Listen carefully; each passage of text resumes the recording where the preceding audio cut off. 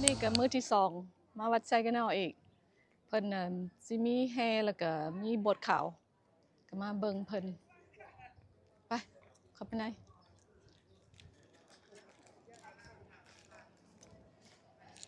มื้อแรงก็บ่แม่น9 โมงแรงเพิ่นบอกเพิ่นสิเริ่มบทข่าว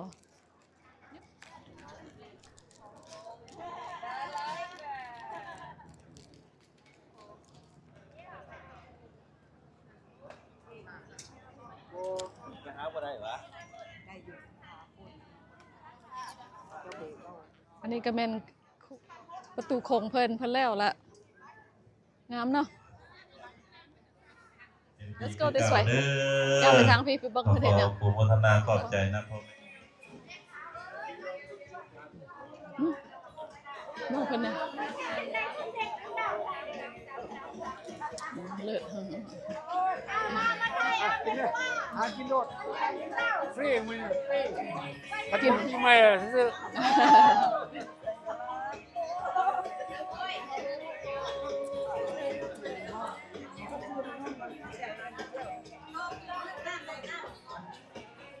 ถ้าว่าการสายย่านที่นี่อย่างคือจะขึ้นได้ที่เด็กประกาศเนี่ยกับประกาศได้เท่าไหร่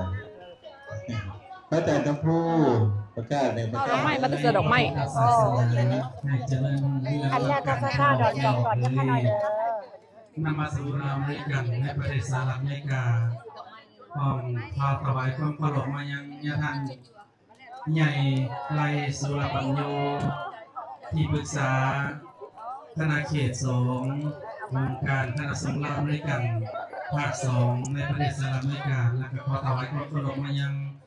พระเดชพระคุณญาติท่านใหญ่พระครูกตมิริยคุณหรือว่าญาติท่านจอยฮ้อนหลายใจมาอีกแล้วเดี๋ยวแกนสังฆทานของโฆษณาการครอบครัวสักการะดูรถแล้วก็โฆษณาร่วมบุญยกดาวสีฟ้าเสริมประตูในรอยฉลาดของนักเอกนักเอกเตอร์ในคนเดียวนะครับแต่ความสิ่งความรักความบารมีลงบอกลงลงนี่จะมากับแก้วลงผู้ทอดที่สารนอกไงเจ้าว่าไปใส่ได้เจ้าว่าก็การสรุปมาเจ้าว่าจะหายไปเวียดคุยกันบัตรก่อนจังหน้ามาพี่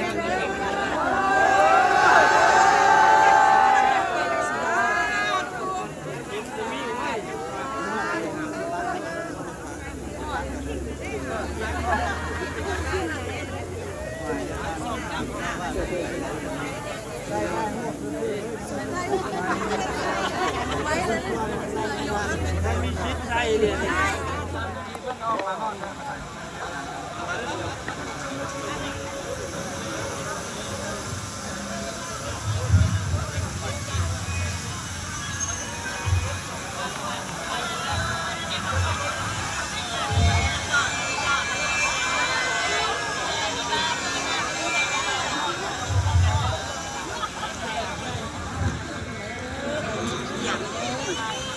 ไก่มากแล้วไก่ตุ้นจะเป็นอะไรสักหน่อย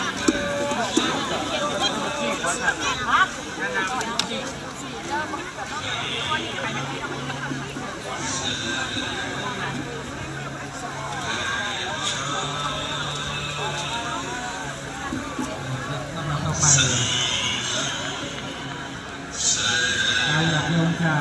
พอที่มันคงมีหลายการไม่ทำในทางหาว่าเฮทั้งกัน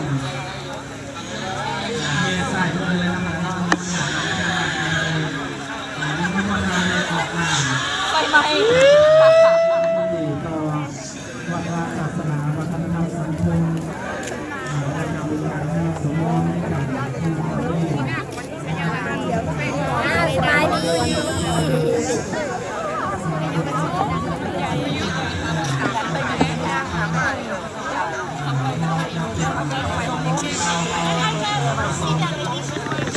ไปแล้วก็ผสมสีการผสมมันที่เราที่จะทำมาจากตัวอย่างหลายชาติด้วยกันแล้วก็ยาทำใหญ่จอยซึ่งแล้วก็ยาทำใหญ่ในสุรปัญโย และก็พร้อมด้วยคณะสงฆ์กำลังเฮ่กล่องเทลาพิเศษคือว่าในช่วงนี้ญาติโยมเพิ่นว่าเป็นอย่างคือบ่อันนี้มันเปิดเสียงไตรสารณคมเพราะว่าเห็นแม่ขาวใส่สุดขาวหลายอาจารย์กันเกี้ยวเพิ่นบอกว่าแม่ขาวใส่สุดขาวหลายต้องเปิดไตรสารณคมในการเฮท่านสิเปิดเสียงพิมพ์ระเดือนยันแม่ขาวเต้นว่าซั่น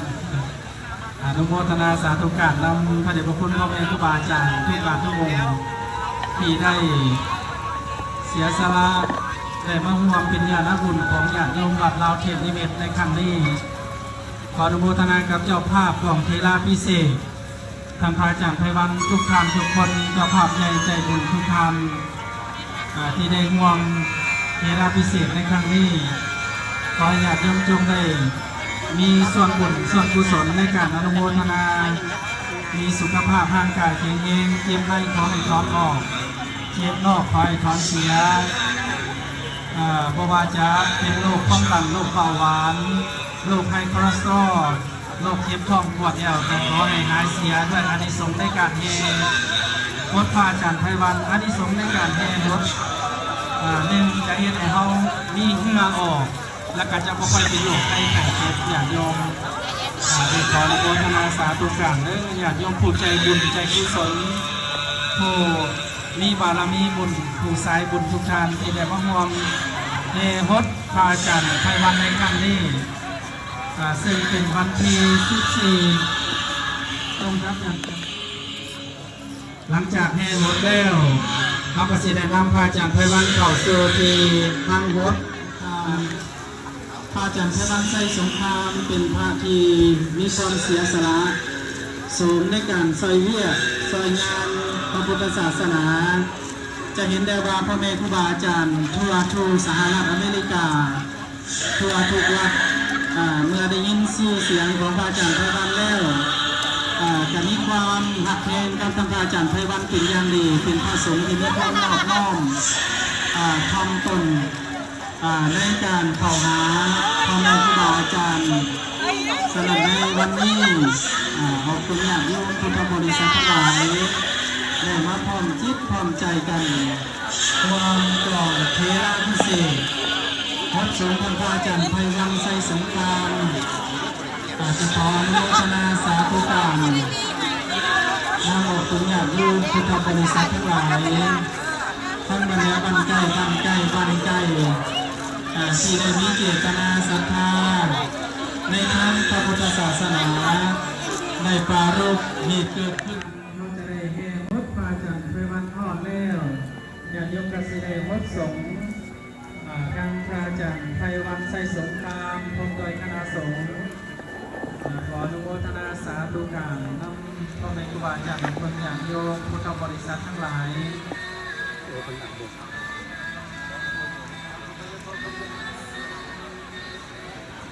เรียกว่าไปหาไฮน้ำมดหน่อยไปสวดสักคนก็หน่อยไปเป็นพระเจ้าสิบายน้ำมด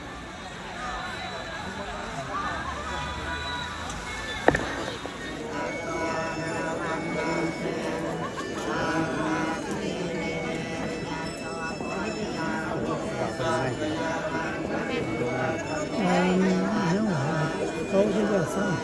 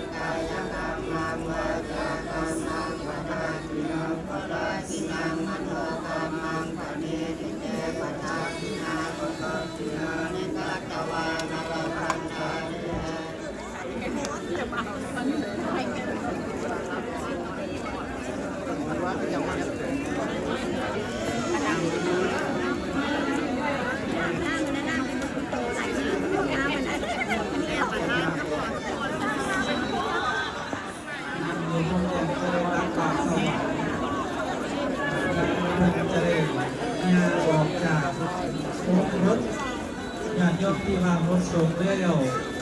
ไปพากันมานั่ง อยู่สุ่มข้างในเนาะสุ่มข้างในบนสมบูรณ์ครับเขาจะได้นั่งเป็นแถวตักบาตรสวรรค์ใส่ถุงยางขอซื้อเป็นขาวขาวจะได้ตักบาตรสวรรค์จะได้ตักบาตรสวรรค์ครูบาอาจารย์ผู้ชายที่เปิด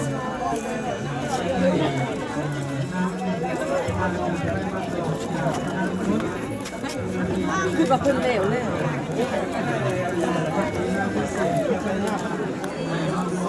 โมทนาสมองคือไม่ออกหลายคนหลอกลวงมาจะยิ่งหลอกคุณไปออกว่าส่งจะมีไปได้ก็ไป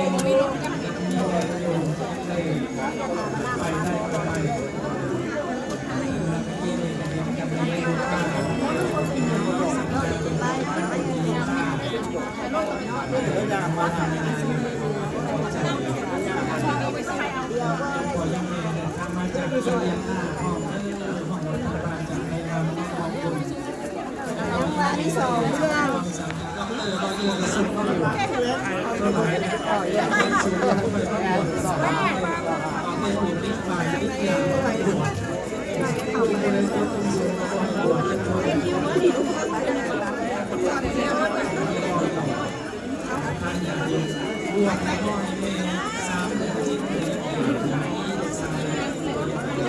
ก็สิเอาอันนี้ไปห้อยแล้วก็สิเมื่อทาเครื่องสุดขาวสิบดขาวน้ำเพิ่นปลานี่ไปห้อยก่อนนั่งไปทางหลังแล้วบ่ สองแถวได้เรื่องเดินทางนั่งหันหน้า ย่างไปแล้วบ่ย่างไปได้ติเนาะ นั่งหันหน้าหากันก็ได้เฮ็ดสองแถวอยากโยมอยากโยมเชื่อว่าบุญกุศลที่เฮาได้เฮ็ดเฮาควรจะได้ไปพบพ่อกันบ่ว่าจะอยู่ไหนคุณนำเฮามาให้เฮาได้มาเฮ็ดบุญร่วมกันได้มาสร้างคุณงามเซินนั่งสองแถวอ้อมข้างตักบาตรสวรรค์ข้างประวัติศาสตร์ทั้งหลายสร้างประวัติศาสตร์พระอาจารย์ไพวันไสสงครามได้ฮดสงฆ์เทราพิเศษก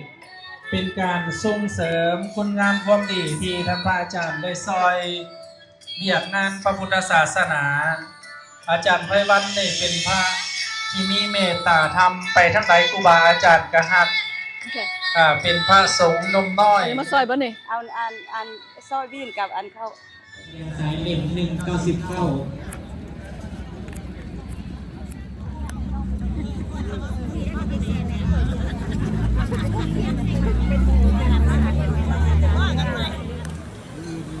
ก็เจริญพรเด้อคณะสัตยาคุณโยมมาตอนนี้ก็ใกล้ได้เวลาเลยนะ9 โมง 9 นาที ส่วนคณะขอนิมนต์พระเดชพระคุณพ่อท่านใหญ่บัวสอนก้อนสีมาทั้งด้านหน้าประตูโค้งแล้วคณะพ่อท่านใหญ่บัวสอนก้อนสีวันพระอาจารย์เขียวพระอาจารย์เขียวมีจากอาสนะมี5บ่คณะอีกองค์หนึ่งแล้วคณะขอนิมนต์พระอาจารย์จันทวงศ์คณะขอนิมนต์พระอาจารย์จันทวงศ์มาทางด้านนี้ใกล้ยะทานใหญ่ไรเพราะว่ายะทานจอยเป็นกำลังจะเข้ามาอาจจะมาบอกท่านหน่อยหนึ่งนิมนต์พระอาจารย์จันทวงศ์ขอนิมนต์อีกองค์หนึ่งให้เต็ม5 องค์เต็มบอกอะไรให้ได้5 องค์อยู่ถึงองค์ใดก็ได้พระอาจารย์เขียว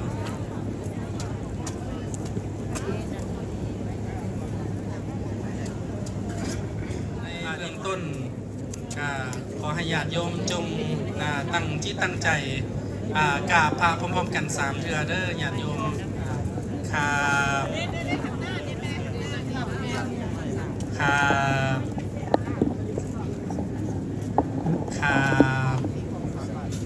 กราบกับขาบเนี่ยได้ถือแมวกราบบ่เป็นขาบอันนี้เป็นภาษาเขียนนี่เป็นกราบเนาะภาษาบ่นี่เป็นขาบต่อไปขอน้อมนมัสการพระเถระลูกเถระขอน้อมถวายความเคารพมายังพระเดชพระคุณพ่อท่านใหญ่บัวสอนอ่อนศรีรองประมุของค์การคณะสงฆ์ราเมริกันในประเทศสหรัฐอเมริกาที่เคารพอย่างสูง ขอน้อมถวายความเคารพมายังญาติท่านใหญ่บัววันราษฎาวันประธานองค์บทงานคณะสงฆ์ลาวอเมริกันในประเทศสหรัฐอเมริกาภาค 2 จากวัดลาวเจ้าที่การวัดลาวไสยภูมิารามรัฐมินนิโซตาที่เคารพอย่างสูงน้อมถวายความเคารพมายังญาติท่านคำฟองสามนตรีเจ้าที่การวัดลาวมิชิแกนที่เคารพอย่างสูงอยู่เมืองฮอลแลนด์ขอน้อมถวายความเคารพมายังพระเดชพระคุณพระท่านไลสุรปัญโยจากวัดจากวัดลาวพุทธสามัคคีบูเมาเท็กซัสขอน้อมถวายความเคารพมายังพระอาจารย์มหาคันแก้วกรุงภูธรเลขาธิการองค์การคณะสงฆ์ลาวอเมริกันในประเทศสหรัฐอเมริกาที่เคารพอย่างสูงพร้อมทั้งเป็นเจ้าที่การวัดลาวเทพนิมิตรขอถวายความเคารพมายังพระอาจารย์จันทวงศ์สุวรรณดีเจ้าที่การวัดลาวสิริพุทธวาสเมืองลอยซิตี้รัฐเท็กซัสที่เคารพอย่างสูงพร้อมด้วยพระเถรานุเถระทุกอาทุกองค์ที่เคารพอย่างสูงลำดับต่อไปเป็นเลิกงามยามดีเป็นเวลาที่จะเริ่มมหามงคลพิธีจะได้ทำพิธีไหว้พระหับศีล 5และก็หับศีล 8พร้อมทำพิธีอ่านใบปากน้ำแต่งตั้งพระอาจารย์ไพวันไส้สงครามเนื่องในงานเทราพิเศษในมือนี้หลังจากอ่านใบปากน้ำเป็นที่เฮียบห้อยเฮาก็สิได้อาราธนาสูตรสยามมงคลคาถาซึ่งมีทั้งพระอาจารย์สุดใจพระอาจารย์เขียวพระอาจารย์ดาวันและก็พระอาจารย์ไม้พร้อมด้วยคณะสงฆ์ทุกท่านวงอังลังหันโตสัมมาสัมพุทธัสสะนะโมตัสสะภะคะวันโตอะระหังโตสัมมาสัมพุทธัสสะนะโมตัสสะภะคะวันโตอะระหังโต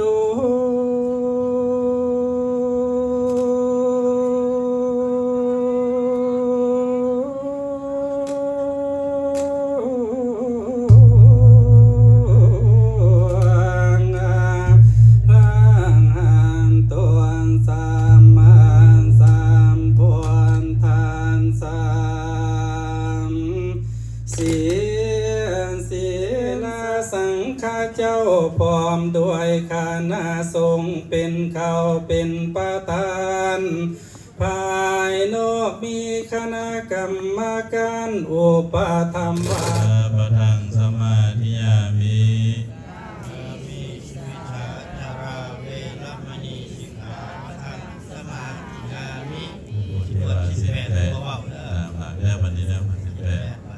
อาภูมิจริยาเวรมณีสิกขาปะทังสมาธิ